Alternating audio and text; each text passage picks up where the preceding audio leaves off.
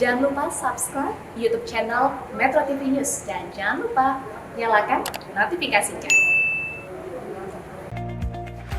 Pemirsa, kembali lagi di Selamat Pagi Indonesia bersama saya, Sarah Wayne. Pemirsa, hari ini tanggal 1 Desember diperingati sebagai Hari Peduli HIV/AIDS Internasional. Peringatan tahun ini menjadi perhatian khusus karena dunia tengah dilanda pandemi COVID-19 yang belum menunjukkan tanda-tanda mereda. Bukan hanya pandemi COVID-19 yang belum berakhir, epidemi HIV global juga belum berakhir. Badan Kesehatan Dunia atau WHO memperkirakan kasus HIV/AIDS bisa bertambah sama pandemi COVID-19 dengan dampak yang lebih buruk dan lebih kompleks terhadap komunitas dan juga negara. WHO juga menyerukan kepada para pemimpin dunia dan juga warga negara untuk bisa bersatu menggalang solidaritas global untuk tetap menjaga layanan kesehatan utama terhadap penderita HIV di masa pandemi COVID-19 dan setelahnya.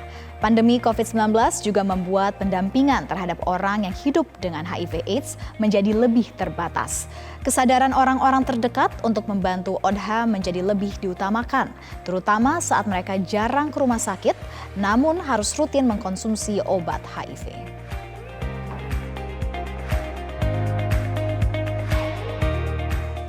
Adanya pandemi COVID-19 membuat berbagai layanan kesehatan turut terdampak dan tidak terkecuali bagi orang yang hidup dengan HIV atau ODHA. Tetap menjaga imunitas tubuh tetap yang paling menjadi hal terpenting. Dan untuk membahasnya kita tersambung melalui Zoom dengan Dr. Haridana Indah Setiawati Mahdi, dokter spesialis penyakit dalam. Selamat pagi Dr. Indah, apa kabar dokter? Selamat pagi Mbak Sarah, kabar baik. Selamat pagi para pemirsa Metro TV, salam sehat Indonesia. Salam sehat Indonesia, Dokter Indah. Nah, Dokter Indah, kita mau tahu lebih lanjut nih. Sebenarnya seperti apa sih, Dokter Indah, kondisi saudara-saudara kita, para ODHA ini seperti apa mereka di tengah pandemi COVID-19 terutama? Ya, terima kasih Mbak Sarah. Jadi sekarang ini adalah tanggal 1 Desember, kita peringati sebagai Hari AIDS Internasional dengan tujuan untuk menurunkan angka kesakitan dan kematian akibat HIV. Di dunia sendiri, angka untuk HIV saja sudah semakin banyak, yaitu sekitar 35 juta, sedangkan di Indonesia sendiri sekitar 594.075 orang dengan HIV/AIDS. Untuk masa pandemi saat ini, itu adalah sangat dipentingkan untuk pasien-pasien HIV, sama seperti protokol kesehatan masyarakat yang lain, pastinya adalah 3M, yaitu memakai masker, yang kedua adalah menjaga jarak, menjauhi kerumunan, dan sering mencuci tangan. Dan yang kedua yang tidak kalah sangat pentingnya adalah pasien-pasien HIV ini jangan takut untuk ke rumah sakit. Jadi mereka harus ke rumah sakit karena harus minum obat secara teratur, tidak boleh terlambat walaupun 5 menit. Jadi mereka tidak perlu ketakutan untuk datang ke rumah sakit atau ke layanan puskesmas atau layanan kesehatan yang terdekat. Karena obat ARV ini adalah gratis program pemerintah dan tidak dipungut biaya. Dan yang perlu diperhatikan adalah ibu-ibu hamil, apalagi pasangannya orang dengan HIV/AIDS. Ibu-ibu hamil ini harus juga dites untuk HIV-nya, hepatitis B, C, dan infeksi menular seksual. Yang tidak kalah pentingnya juga adalah HIV dengan usia lanjut atau lansia. Karena penyakit komorbiditas itu juga harus kita perhatikan. Misalnya HIV dengan diabetes mellitus, HIV dengan hipertensi, kalau tidak terkontrol itu akan mengakibatkan lebih banyak atau 4 kali lebih banyak terkena COVID-19 dibandingkan dengan yang HIV dengan kekebalan tubuhnya tinggi atau CD4-nya di atas 200. Itu Mbak Sarah. Nah, Dokter Indah, ini dikatakan oleh WHO dengan adanya pandemi COVID-19 saat ini bisa memperburuk kondisi saudara-saudara kita atau mungkin jumlah dari HIV/AIDS sendiri bisa bertambah kasusnya. Sebenarnya ini kenapa, Dokter Indah? Apakah karena terkait pengadaan obat dan juga layanan kesehatan kah? Atau mungkin pendampingan kah? Sebenarnya apa permasalahan utama yang harus diperhatikan? Ya betul, memang pada awal pandemik memang obat memang agak tersendat Mbak. Tapi saat ini sih alhamdulillah sudah lebih baik dan juga banyak yang memang takutan, bukan hanya pasien HIV saja sepertinya. Pasien-pasien di layanan kesehatan lain juga khawatir untuk datang ke rumah sakit. Akibatnya banyak pasien-pasien kami yang datang dalam keadaan terlambat. Yang sebelumnya minum obatnya teratur karena ketakutan terkena COVID-19, tidak mau ke rumah sakit, akibatnya ARV-nya putus. Nah itu akhirnya datang dengan keadaan infeksi oportunistik yang lebih berat, misalnya ditambah dengan TBC-nya yang muncul, tambah jamur yang muncul atau toksoplasma atau yang lain-lain lagi.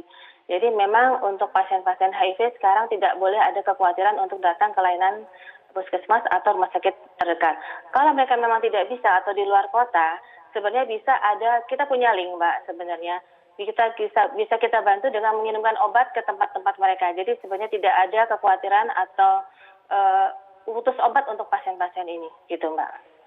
Oke, bagaimana dengan pendampingan orang-orang terdekat atau mungkin keluarga kerabat mereka dengan ODHA? Ya, jadi sebenarnya kita ketahui bersama sebenarnya COVID-19 dengan HIV itu cara penularannya sama. Kalau COVID-19 itu melalui percikan, misalnya melalui ludah atau kita berbicara, bersin. Sedangkan HIV itu cara penularannya melalui tubuh vagina, darah, atau sperma. Nah, sebenarnya untuk pasien-pasien ini sekalian Hari AIDS sedunia saya ingin menekankan bahwa pasien HIV itu selain itu penularannya hanya melalui jarum suntik satu rame-rame atau melalui hubungan seksual tanpa pengaman. Jadi mohon stop stigma dan diskriminasi untuk pasien HIV karena mereka bisa hidup normal dengan kita berdampingan bersama dan kita tidak perlu takut ketularan HIV.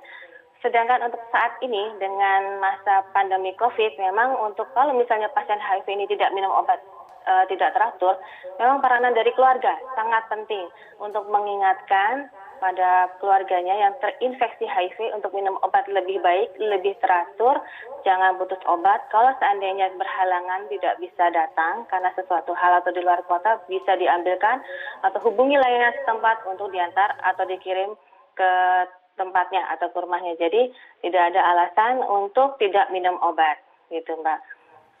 Ya, Dokter Indah, untuk HIV AIDS, COVID-19 ini pastinya sangat berkaitan juga dengan kondisi imunitas tubuh seseorang. Sebenarnya bagaimana untuk menjaga imunitas tubuh terutama bagi saudara-saudara kita yang memang hidup dengan HIV dan AIDS? Apakah ada perbedaan dari asupan gizi yang harus mereka masukkan dalam tubuh mereka? Mungkin ada kelebihan atau seperti apa? Betul Mbak, jadi memang untuk pasien HIV AIDS ini agak unik ya. Pada pasien HIV AIDS yang CD4 di bawah 200 kita bilang stadium AIDS atau pasien HIV itu memang mereka dianjurkan tidak mengkonsumsi daging yang setengah matang bahkan yang mentah. Karena apa? Kita khawatirkan ada yang namanya tokso. Tokso itu bisa muncul kalau daya tahan tubuhnya turun. Jadi mohon makanlah yang pastinya sayur buah yang dicuci dengan bersih. Makan daging, entah itu daging seperti daging sapi, daging ikan, ayam dan sebagainya yang dimasak matang. Jadi benar-benar matang, jangan yang mentah maupun setengah matang. Terus kemudian pastinya 4 saat 5 sempurna ya. Jadi memang pasien-pasien ini butuh gizi yang cukup, apalagi kalau ada infeksi-infeksi yang lain seperti misalnya infeksi TBC, itu butuh gizi yang bagus, kalsium yang bagus, sinar matahari yang cukup. Dan untuk pasien-pasien yang apalagi kalau yang berat badannya turun stadium AIDS itu kan sering sekali kurus sekali. Nah itu kita butuhkan untuk gizi yang baik untuk supaya mereka meningkatkan imunitas tubuhnya. Yang di poin saya adalah untuk pasien HIV tidak dianjurkan atau tidak boleh mengkonsumsi daging yang mentah maupun setengah matang. Gitu. Baik, Dokter Indah. Dan saya mau tanya sedikit, Dokter Indah, ini terkait dengan dukungan masyarakat dan juga lingkungan sekitar. Ini katakan Dokter Indah tadi, kita masih menemui stigma dari masyarakat terhadap teman-teman saudara kita yang hidup dengan atau mereka yang ODHA. Sebenarnya seperti apa pesan-pesan Dokter Indah bagaimana untuk menyikapi stigma-stigma negatif di masyarakat yang harus kita hilangkan? Ya, jadi begini, Indonesia ini adalah nomor 3 terbanyak sebenarnya di Asia. Pertama adalah India, yang kedua Cina, yang ketiga adalah Indonesia di Asia Pasifik. Mengapa? Karena ya itu tadi, karena stigma dan diskriminasi kita yang masih tinggi, jadi mereka ketakutan untuk melakukan tes. Sedangkan begitu positif terus menghilang. Menghilang artinya tidak mau berobat, tetapi menularkan kepada yang lain. Jadi untuk Hari AIDS sedunia ini saya akan dengan teman-teman tenaga kesehatan dengan LSM. Jadi untuk HIV tolong jauhi penyakitnya, yang jelas jangan memakai narkoba, tidak berhubungan seksual dengan berganti-ganti pasangan, memakai pengaman, jauhi penyakitnya tetapi bukan orangnya. Karena pasien-pasien kami ini adalah bisa hidup berdampingan dengan masyarakat normal, bisa berkarya, dan malah bisa lebih profesional.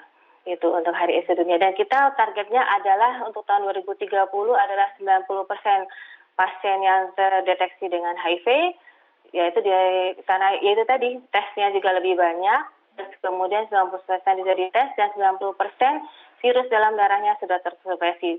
Jadi insya Allah mudah-mudahan tidak ada lagi kasus baru untuk pasien HIV dengan AIDS. Dan jangan lupa satu hal lagi, vaksinasi juga penting untuk pasien HIV AIDS untuk mencegah pneumonia atau radang paru-paru. Jadi itu penting, misalnya influenza setahun sekali dan pneumonia seumur hidup sekali, supaya terhindar dari COVID-19. Karena pada pasien HIV sebenarnya mereka beruntung kalau CD4-nya tinggi. CD4-nya tinggi malah mereka lebih aman untuk terinfeksi virus COVID-19. Tapi harus memang hati-hati, karena mereka bisa menjadi orang tanpa gejala. Jadi harus tetap hati-hati, mematuhi protokol kesehatan.